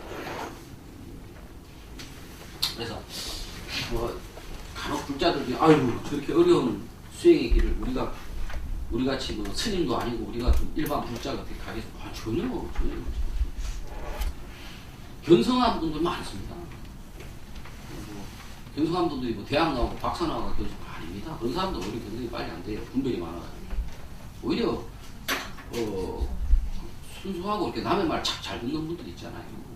그런 분들 중에 견성 체험이 많고 또 예수교 믿는 사람들 중에도 의외로 그런 사람들 많습니다. 그런 사람들이 어떤 사람들이냐면 찬송가 막 부르다가 한순간 찌릿찌릿 하면서 막 눈물을 펑펑 흘리면서 느끼는 뭐라고 얘기하면 내가 죄 많은 중생이었구나. 죄 많은 인간이었구나. 이런 인간을 위해서 예수님께서 내 죄를 대신 받아가 주셨구나. 나는 이제 죄가 없는 깨끗한 인간이 되었다. 이러한 믿음이 탁 생기거든요. 그걸 소위 말하는 예수께서 구원받았다 그런 거거든요.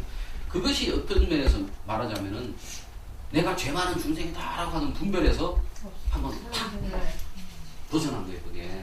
그게 일종의 내가 지금 말하는 분별에서 벗어나는 체험 이야기하는 그 체험이 그 체험하고 비슷한 체험인 거예요. 그러니 우리 불법에만 꼭 그런 체험이 있는 건 아닙니다.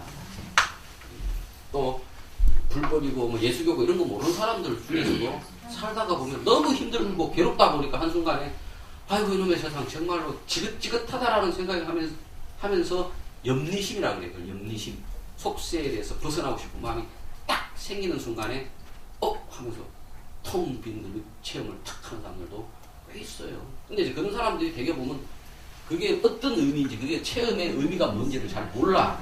그래서 그 체험의 의미를 알고 계속 그 자리로 돌아가고 해서 업장을 닦아서 이 성인의 지위로 와야 되는데, 체험을 하긴 한번 했는데, 현인이 되긴 됐는데, 그때 그 느낌이 참 좋고 편했는데, 그게 무슨 의미인지를 모르니까 다시 그 자리로 돌아갈 생각을 안 하고 있다가 보면 다시 싹 거기 덮여가지고 다시 똑같은 사람 돼버려요. 근데 우리 불법 공동을 한 사람들은 딱 그런 체험이 있으면 이게 그 말하는 색적시공 공주색 텅빈 자리 분별 떨어진 자리 체험이 이거구나 탁 알면은 그 자리를 이제 살살 키워가는 거예요. 그거를 마치 애기 키우듯이. 그래서 그 힘이 점점 커지면 나중에 세상에 삼재팔란에 흔들리지 않는 확고한 자리에 서게 됩니다.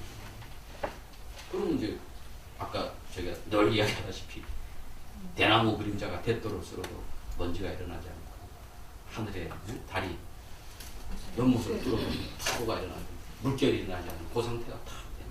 그러면 이제 세상 사는 게 편하지. 그게 도인이야 도인. 그게 도인이야 도인. 그게 성인이에요 성인. 그래서 그 현인과 성인이라고 하는 사람들은 무위법으로서 차별, 무위법. 무위법이라고 하는 것이 유위법 반대죠. 유위법이라고 하는 것은 분별을 통해 가지고 이것이다 저것이다 한 이것이 유위법이고, 무위법은 분별 없는 자리에서 그냥 일체를 그대로 너와 나 이런 것이 없이 너와 나가 하나로 이렇게 있는, 하나라는 표현도 그렇습니다만 그냥 하나다 둘이다라는 것도 없이 그냥 자타가 이렇게 하나가 탁 있는 그게 무위법이거든요.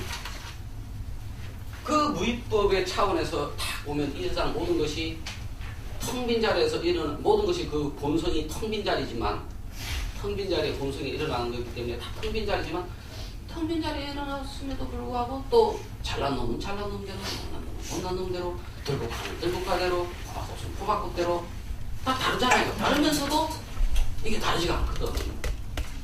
그것이 바로 무위법으로서 차별한다라는 말이 그거예요. 일체 현성은 개의 무위법으로, 무위법 텅 빈 자리로서 분별 없는 자리에서 분별한다 이 말이에요. 이 말이 분별 없는 자리에서 분별한다. 이 말이 참 이상한 모순과 같지만은, 분별 없는 그 마음, 분별 없다 그러면 우리는 막 똥인지 된장인지 모른다 그런 거 아닙니다. 분별이 없다는 것은 똥에 집착하거나, 그러니까 똥을 집착하는, 똥을 싫어하거나, 뭐 된장을 좋아하거나 이런 마음은 없어요. 차별하지 않지. 그러나 똥인지 된장인지 확실히 구분을 해요. 그게 무분별하고 분별 없음이라는 거지. 분별 없음이라니까 똥인지 된장인지도 구분 못한다 이런 게 분별 없음이 아닙니다. 정확하게 이걸 알아야 됩니다.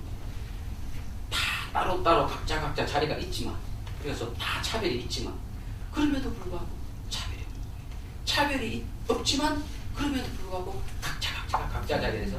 그래서 옛날 선사가 이런 이야기를 합니다. 하늘에 눈이 쫙 떨어지지만 눈송이 하나하나가 자기 정한 자리에 떨어진다. 그 이야기를 옛날 선사들이 그래서 이야기를 합니다.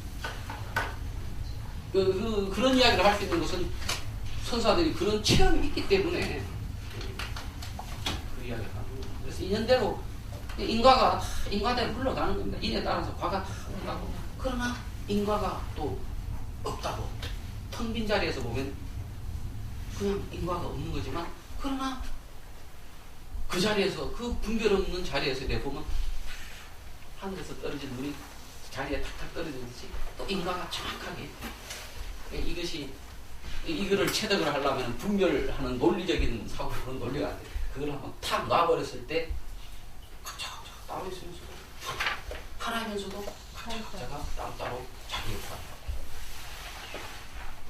그게 바로 차별 없음이요. 분별이 없는 거거든요.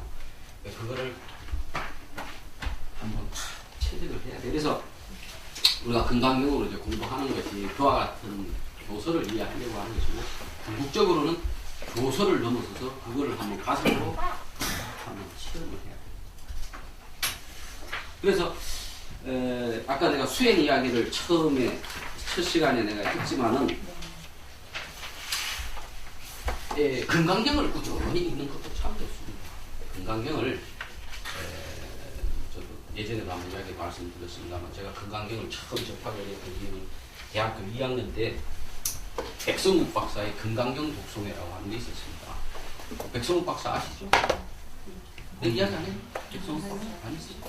백성욱 박사라고 이분이 그 1900년대 초반에 태어나신 분인데 그 이제 스님 생활을 어린 나이부터 스님 생활을 하다가 벨기에인가 독일에서 대학을 가가 철학과를 박사를 받고 졸업을 했어요. 우리나라에서 유럽에서 처음으로 박사를 받은 분이 이분입니다. 그런데 이분이 원래 금강산에서 스님 생활을 하고 있다가 독일로 유학을 가가 박사를 받았죠. 그러다가 이제 활동을 하는데, 그러니까 이제 뭐 인테리 중에 인테리지. 일본 대학에서 박사 받은 사람들은 그 당시에 좀 있어도 유럽에서 박사 받은 사람은 없어요. 근데 불교 철학으로 박사를 받아 인테리 중에 인테리인데, 지금 이제 동국대학교의 전신인 예전에 회화 전문이라고 했죠. 중앙불전 회화 전문 이런 데서 교수 생활을 하고 있다가 그렇게 이제 연애도 좀 하고 그래. 그 유명한 연애 사건이 그 이렵 스님이라고 있어요. 이렵 스님. 이렵 스님 아시죠? 네. 아주 인텔리 일제 시대 인텔리 여성입니다. 나혜석이하고 친구고. 또 이제 백성욱 박사하고 이제 이렵 스님하고 연애도 좀 합니다. 연애도 하고 그러는데 어느 날 백성욱 박사가 이분이 단순히 글 공부만 한 게 아니고 원래 수행을 좋아하는 겁니다. 그런데 자기를 가르쳐주는 어떤 보살님 한 분을 만났어. 그래서 그 보살님한테 수행을 깊이 배웠어요. 그리고는 회심을 딱 하고는 금강산에 다시 들어가 버립니다. 사회적인 거 다 버려버리고 금강산에 들어가 한 10년 다시 도로 닦습니다. 그래서 이제 그 양반이 그 전에 이미 현인의 자리에 올라갔던 사람이죠.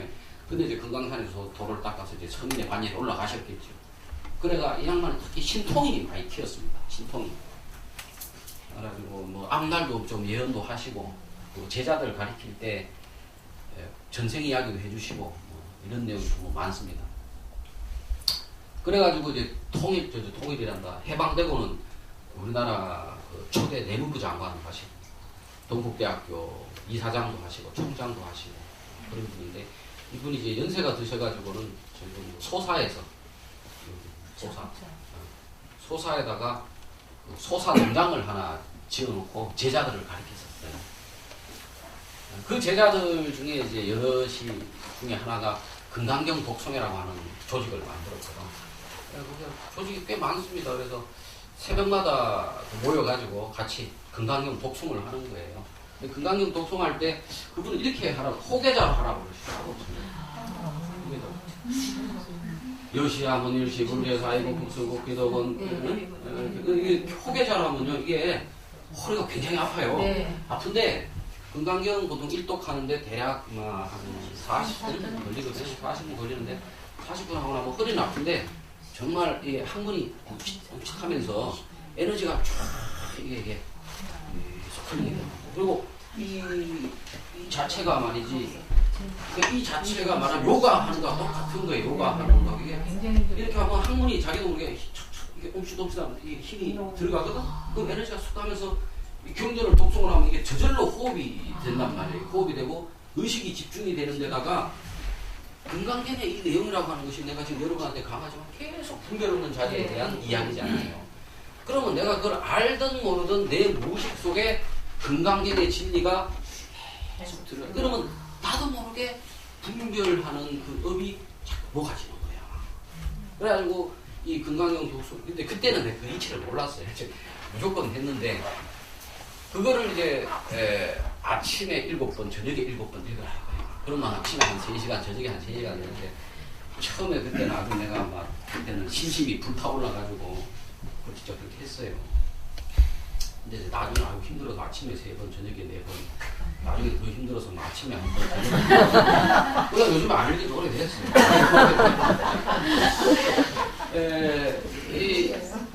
이 금강경 그 독서의 공부가 나는 참 좋더라고요.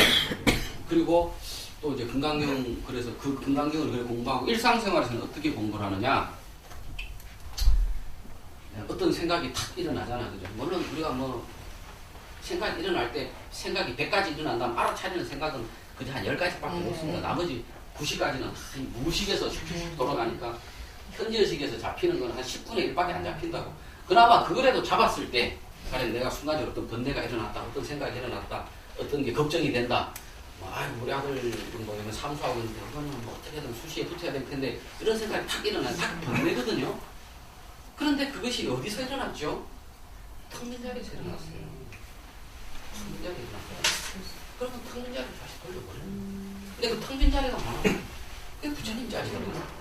그 부처님 자리를 이름을 뭐라고 하죠? 미륵존 내불라고 하죠. 미륵존.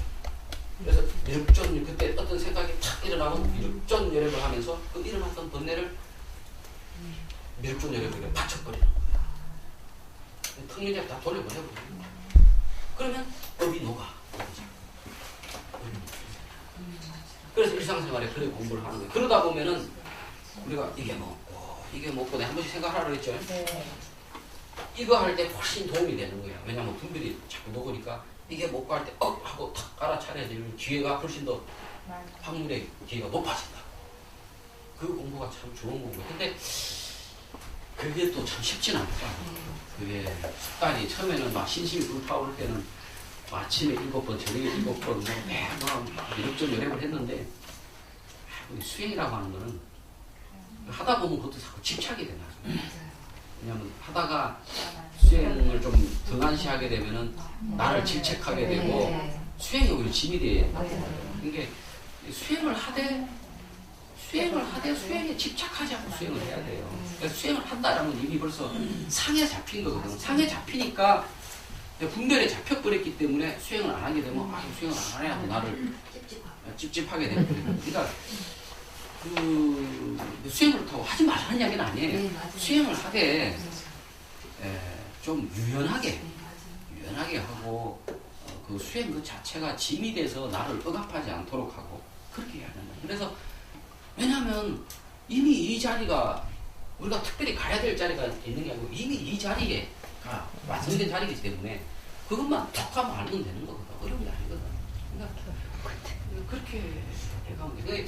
이 금강경 독송의 공부가 그런 공부였어요. 그래서 상당히 좋았고, 특히 이제 미륵존 열애를 부르는 이유는 그런 것 같아요. 아까 내가 3기회에서 부처님하고 인연을 맺어준다 했는데, 우리 석가모니 부처님은 이미 그 7세불로 돌아가셨고, 제 8세불로 오시는 분이 미륵불이라는 말이에요. 그래서 용화세계를 만드신다 했잖아. 그때 되면 이제 그 용화세계 자꾸 이제 미륵존 열애를 이래 하면은 그 용화세계 미륵보살하고 인연이 맺어지는 거 아니에요. 그러면 용화세계가 돼서 미륵불께서 하생을 하셔서 우리가 또 그 생에 태어나가지고 공부를 할 수 있게 되는 인연을 만들어 놓는 거지.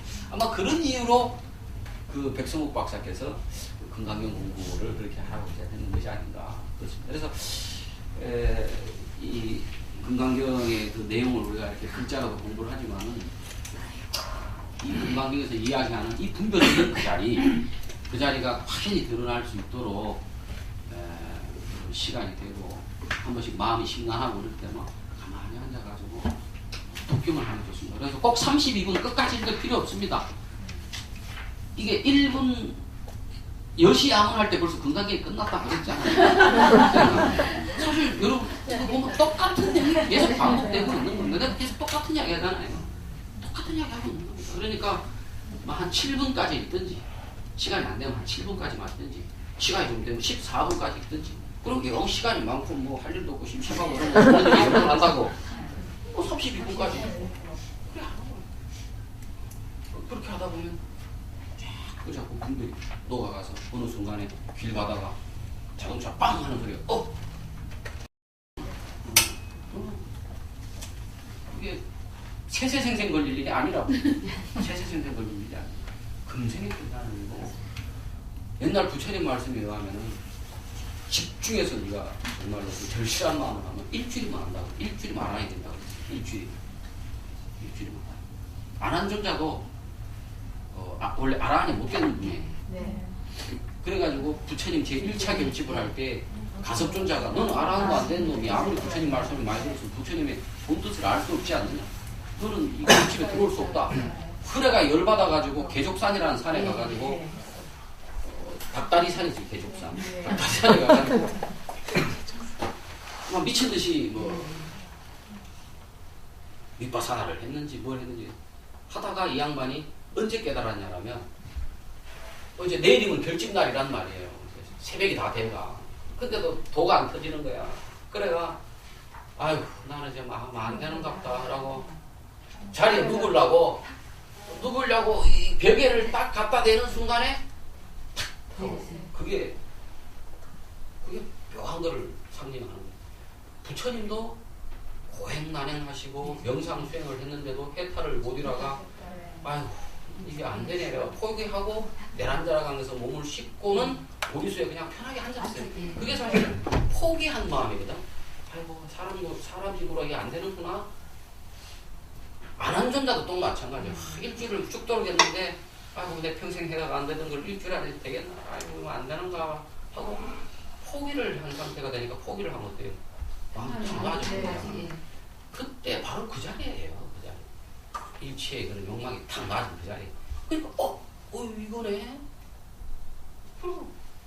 그래 안 하게 됐다는 거예요.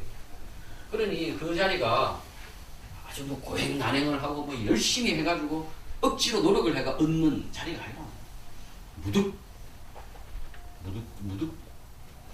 얻는 바가 없는 자리. 오히려 놔버렸을 때 얻는 자리다. 그래서 그것이 무득 무술근이죠. 법에 의지해서 나오니 의법 출생군입니다. 이것이 페이지가 145페이지네요. 수보리가 어떻게 생각하냐. 만약 어떤 사람이 한량없는 세계인 삼천대천세계를 가득 채운 7가지 법외로 보시한다면 이 사람의 받을 복덕이 많겠느냐. 삼천대천세계. 우리가 살고 있는 이 사바세계가 하나의 세계라 하면은 이것을 1000개로 모은 것을 소천세계라 합니다. 소천세계. 우리가 사는 세계를 1000개를 모으면 소천세계. 이 소천세계를 1000개를 모으면 중천세계. 이 중천세계를 1000개를 모으면 대천세계. 그래서 소중대 해서 이거를 삼천이라고 그 대천세계라고 합니다.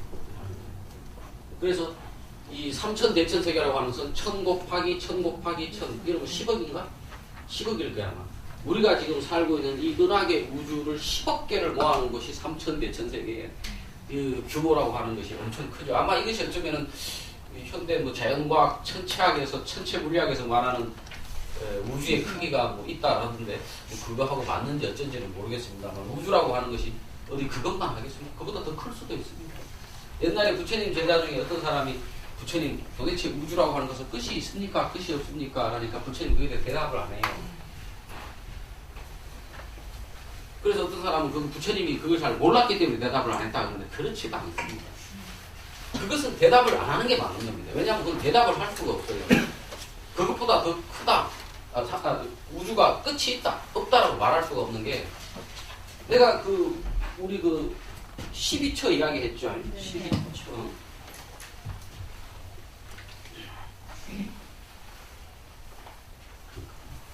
오온설이라고 하는 것은 우리의 업을 통해서 인생의 고통과 기쁨이 왔다 갔다 하면서 만들어진 이 세계를 설명할 때 오온설로 설명하고 12처설도 18개설이라고 하는 것은 우리의 인식적인 차원에서 이 우주를 설명하는 걸 했단 말이에요. 색성향,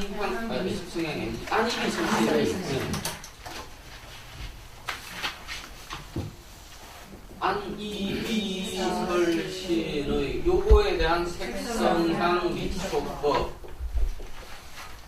여기에 따라서 각 세계가 생긴단 말이에요. 안식계죠. 안식계 해가지고 마지막에 루식계까지가 생긴다. 이것이 이제 요까지가 18개고 요까지가 12처라는 말이에요. 그러니까 이 개라고 하는 게 이게 3개거든. 3개. 그런데 막 박쥐는 여기 없다 그랬잖아. 눈이 없다 그랬잖아. 네. 귀만 발달해서. 그러니까 박쥐는 18개가 아니고 3개가 빠지고 아니 빠지면 15개라고 15개. 박쥐한테는 세상에 15개고 사람한테는 18개고 만약에 감각기관이 더 달려있는 천인이나 그런 외계인이 있다면 이 사람들한테는 20 몇 개, 35개도 될 수 있고 그렇단 말이에요. 그러면 우주가 끝이 있어 없어? 상대적인 거예요. 상대적인 거. 감각기관이 다양하게 있는 사람한테는 세계가 존재에게 세계가 더 늘어나는 거고 감각기관이 적은 박쥐한테는 세계가 더 줄어드는 거예요. 그 각자에 따라서 각자의 세계가 기만할 수도 있고 저만할 수도 있다고. 그런데 그런 걸 가가지고 부처님 우주가 끝이 있습니까? 없습니까? 물으니까 부처님 참 뭐라고 대답을 하겠어요? 그래서 부처님 12처에서 18개서를 이야기하는 거예요. 네 수준에 맞춰서 그만큼 우주가 있는 거고 있는 거다. 근데 그러니까 이제 불교는 무유정법이란 말이에요. 정해진 법이 없다는 말이에요. 모든 게 상대적이라는 말이에요. 연기적으로 되어 있다는 말이에요. 그런데 일반적인 사람들의 사고방식은 정법이지. 딱 정해진 법. 우주라고 있으면 우주가 딱 정해져서 요만큼이 우주. 뭐 이런 식의 사고방식이란 말이에요. 불교는 그런 사고방식이 아니란 말이에요. 그러니까 부처님한테 와가지고 우주가 끝이 있습니까? 없습니까? 그러니까 부처님은 뭐라고 대답을 하겠냐고. 대답 안 해요. 그러니까 그걸 놓고 부처님이 우주를 잘 몰랐다 이렇게 이야기를 하는 그렇지 않습니다. 그때는 이야기를 안 하는 거지. 나중에 아마 부처님이 그 사람 불러가지고 아마 차근차근 설명해 줬으면 네가 12처 18개설을 못 들어 그렇다. 12처 18개설에 따르면 네 이렇게 묻는 질문 자체가 잘못된 질문이다 하면서 아마 설명을 해 주셨을 겁니다. 어쨌든 삼천대천세계라고 하는 것은 그 당시 인도 사람들이 생각하던 어떤 우주의 크기인데 아마 내 생각에는 그 사람들이 그 당시에 뭐 지금과 같은 뭐 허블 만환경처럼 천체 만환경이 있어가 우주를 본 것은 아닐 테고 저것이 명상 상태에서 우리의 그 몸뚱이라든지 우리의 감각기관 우리가 사실 감각기관이 바깥을 보는 거라고 생각하지만 사실 어떤 면에서는 이 감각기관 때문에 한정돼요. 눈은 색깔의 세계밖에 보지 못하고 귀는 소리의 세계밖에 듣지 못한다고. 그럼 뭔가 다른 세계가 있을 수도 있는데 감각기관이 없기 때문에 그걸 모를 수도 있다고. 그래서 우리가 만약에 어떤 면에서는 깊은 명상 상태에 들어가지고 안입이 설신을가 딱 멈추어버리면 전혀 그전에는 감각기관을 통해서 알 수 없던 세계가 쫙 드러날 수도 있는 거예요. 명상을 통해 가지고 신통을 쓰고 과거 미래를 알고 하는 것이 어쩌면 그렇게 해서 명상을 통해서 우리의 일상적인 육근 기관이 아니라 그거를 넘어서는 어떤 감각기관, 아는 인식 능력 그걸 통해서 세계를 알아서 신통력이 생기는지도 모른다고 사실. 뭐 부처님이 그런 말씀을 대놓고 하시진 않지만 부처님도 신통력을 쓰시거든요. 부처님 신통력 쓰는 이야기 많습니다. 다만 부처님이 신통력을 위해서 수행을 하지 말라라고 말씀하셨지 부처님이 신통을 쓰는 능력이 없었던 게 아닙니다. 우리 이 의식의 세계라고 하는 건 굉장히 신비하기 때문에 어쨌든 그것이 삼천대천 세계 아주 큰 세계죠. 그래서 아마 인도 사람들이 이 사람들이 이제 명상의 전문가들이기 때문에 아마 그런 명상을 통해서 지금처럼 어떤 망원경을 통해서 우주를 보지는 못했지만 그 같은 명상 속에서 이 우주를 아마 이해하고 있지 않았을까 저는 그렇게 생각해 봅니다.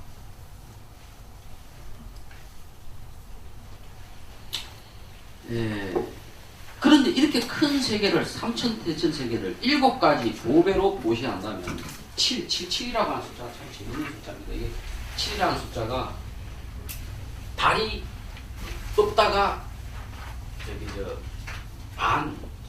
반달 되는 게 7일. 그 다음에 거기서 반달해서 보름달 되는 게 7일. 또 보름달에서 또 반달 되는 게 7일. 네? 뭐 완전히 금음으로 가는 게 또 7일. 그렇죠? 한 달이 7 곱하기 4로 되잖아요. 그래서 7이라고 하는 숫자는 옛날부터 인도 사람들 그렇고 다른 나라 문화권에서도 그래서 7이라고 하는 것은 어느 정도의 한 짧은 기간 아주 기본적인 어떤 단위 이 정도의 개념입니다. 그래서 7이라고 하는 숫자가 보통 불교 책에 보면 많이 나오거든요. 그러니까 되게 그런 겁니다. 가장 기본적인 단위.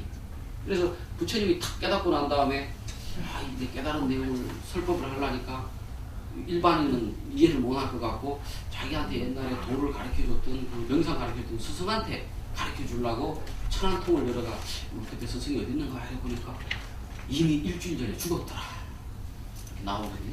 일주일이라고 할 때 꼭 일주일 전에 죽은 게 아니라 그러니까 일정한 기간을 이야기하는 거예요. 그 상징적으로 일부 사람이 7이라고 하죠. 저게 달을 기준으로 해서. 그래서 우리가 7일기도, 7.2기도, 7.3기도 보통 이제 7 숫자 이제 홀수로 많이 가지. 7.7기도, 7.3기도, 그다음 7.7기도 이렇게 가는 것이 그게 달의 움직임에 따라서 그곳에 따라서 사람 몸이 일정하게 변화해요. 그러니까 우리가 조수간만의 차가 달에 의해서 이렇게 일어나듯이 우리 몸이라든지 우리의 정신적인 어떤 리듬 이런 것들이 달과 굉장히 밀접한 연관이 있어요. 그래서 사실 7일이라고 하는 기간 동안 이왕이면 일주일 동안 해서 하면 그 사이에 어떤 변화가 오는 거거든. 그래서 이 7가지 보배라고 하는 것도 그래 꼭 7가지 보배를 말하는 것이 아니라 어떤 기준적인 어느 정도의 단위 7가지 보배로서 보시한다면 이 사람이 받을 복덕이 많겠느냐. 수보리 장로가 대답했으면 대단히 많습니다. 세존이시여. 왜냐하면 이 복덕은 복덕의 성품이 아니기 때문입니다. 이런 까닭에 여러께서 복덕이 많다고 하셨습니다. 복덕이 많다 적다. 복덕이 많다 적다. 이건 이미 분별입니다. 분별. 부처님께서 많다, 복덕이 많다라고 말씀을 하셔도 그것은 많다, 적다의 많다가 아니고 분별을 떠난 자리에서 그 자리에서 많다라고 이야기합니다. 그래서 분별 떠난 그 자리에서는 많다라는 이야기가 곧 적다라는 이야기가 똑같고 적다라는 이야기가 많다라는 이야기가 똑같아요. 말이 이해가 되려나? 어쨌든 그 복덕이 많다고 부처님께서 수고리가 얘기한다. 그 복덕이 대단히 많습니다. 그러나 이 많다라고 하는 이 말씀은 부처님의 이 말씀은 상대적으로 많다 적다로 말씀하신 것이 아니라 상대적인 분별을 떠난 자리에서 많다고 하신 말씀입니다. 제가 그 이야기를 하는 거예요.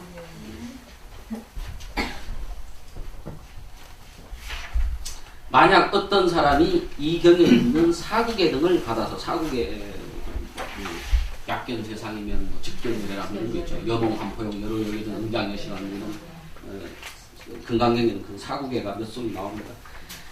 사국의를 받아치며 다른 사람을 위해 설명한다면 이 복은 7가지 보배로 보시하는 것보다도 뛰어나니라. 여기서 말씀하신 게 보시를 했던 그것보다 말하자면 사국의를 설한다 하지만은 이제 부처님이 말씀하실 때 사국의를 설한다. 설하는 내가 있고 설법을 듣는 네가 있다 그러면 이건 부처님 설법이 아니에요. 부처님이 사국의를 지니고 설법을 한다고 사국의도 마찬가지예요. 사국의 금강경의 진리, 금강경의 진리가 진리지만 사실은 그것은 진리라는 생각도 놔버려야 되는 거예요. 금강경 사국의도 놔버려야 되는 거예요. 그래서 사국의를 지녔다라고 해도 사실 사국의를 지는 바가 아니고 그거를 설법을 한다 해도 설법을 한다 아니에요. 지금 여기서는 그렇게 이야기하지만 그래서 사국의를 설한 그 복덕이 재물보시한 그 복덕보다 크다라고 말씀하시지만 만약 진짜로 사국의 설한 그 법보시가 7가지 보배로 한 재보시보다 더 그것이 크다, 공덕이 크다 그러면 부처님은 이거 모순된 말을 하시는 거라고. 그러니까 부처님께서 7보로 한 그 보시 공덕보다도 법보시 한 공덕이 더 크다 말씀하시지만 그러나 그 말씀은 그런 상대적인 차원에서 지금 그 복덕이 더 크다 그 이야기를 말씀하시는 건 아니라고. 그러니까 수고리가 그렇게 이야기하는 거예요. 세존이시여. 왜냐하면 이 복덕은 복덕의 성품이 아니기 때문에 이런 까닭에 여러께서 복덕이 많다고 말씀하십니다. 이야기가 그겁니다. 많다 적다. 보통 이제 사람들이 금강경에 이 보시하는 게 보시가 그때 이야기했지만 재보시가 있고 법보시가 있고 무예시가 있죠. 무예시가 있는데 이 무예시가 이게 지금 이제 부처님 말씀하시는 금강경 사구계를 설하는 겁니다. 금강경 사구계를 설하는 겁니다. 법보시라고 하는 것은 설법하는 것이고 제보시라고 하는 것은 물질적인 보시죠. 그러나 제보시나 법보시라고 하는 것은 이 유의의 보시란 말이에요. 내가 지난번에 좀 약간 무예시를 설명을 안 한 바람에 했는데 이 유의 보시라고 해요. 유의 보시. 무예시는 무의의 보시라고 무의의 보시. 무의의 보시.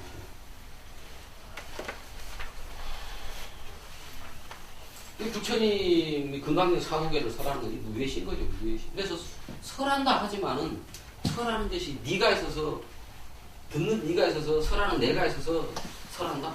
그런 거 아니야.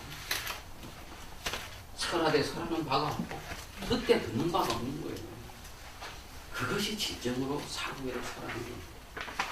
근데 어쨌든 간에 금강경을 선전을 해야 될 거 아니에요. 선전을. 금강경을 선전을 해야 지금 금방 내가 했던 그 이야기들을 듣고 아 부처님 뜻이 이런 거구나. 있다 해도 없고 없다 해도 있고 없고를 놓는 그 자리구나. 이거를 알 거 아니에요. 그러니까 부처님이 이제 방편으로서 이런 식으로 이야기를 하시는 거지만 하지만 그러니까 수고리가 이렇게 이야기를 하는 거라고 말이에요. 부처님께서 말씀하신 복덕은 꼭 복덕의 성품이 내진 복덕의 성품이 아니다 이 말이에요. 오해하지 말라요. 어쨌든 이거는 이제 말씀 중간 우리가 이제 영화 프로 이래 보다 보면 중간에 선전 나오잖아요. 네. 그거하고 똑같은 이제 내용이에요. 중간에 이제 금강경 선전하는 거예요. 금강경 선전. 그래서 7천 대천, 3천 대천 세계를 고개로 보시하는 것보다 금강경 사구계를 설하는 것이 훨씬 더 공덕이 되어간다. 그러면 이제 사람들 그 이야기를 듣고 원래는 이제 분별은 그 자리의 차원에서 부처님 이야기를 하는 거지만 일상적인 중생들은 다 분별을 놓지 못하고 있으니까 야, 이 무예시라고 하는 것이 확실히 법보시보다 제보시보다 뛰어난 거구나. 그래서 이 금강경을 책으로 만들어가 사람들한테 나눠도 주고 그 내용을 연구해가지고 딴 사람한테 이야기도 해주고 그래서 이렇게 해야 되겠구나 생각을 할 거 아니에요. 일종의 이제 선전입니다. 선전. 그러나 본질적으로는 부처님이 말씀하실 때 복덕이 크다라고 하는 것은 복덕이 커서 큰 게 아니에요. 이 크다 적다를 넘어섰기 때문에 그게 크다예요. 그래서 무예시 즉 사구계를 설하는 무예시가 제보시보다도 훨씬 더 복덕이 크다라고 하는 이야기는 정말 제보시보다도 분별적인 차원에서 무예시의 복덕이 더 커서 큰 게 아니라 무예시 즉 금강경 사구계를 설하는 이 복덕이라고 하는 것은 분별 없는 자리에서 행해지는 것이기 때문에 이것이 큰 거예요. 무상등 전각할 때 무상이라고 하는 것이 높아서 높은 게 아니고 높다 낮다라고 하는 상하가 자체가 없기 때문에 그것이 무상 최상이듯이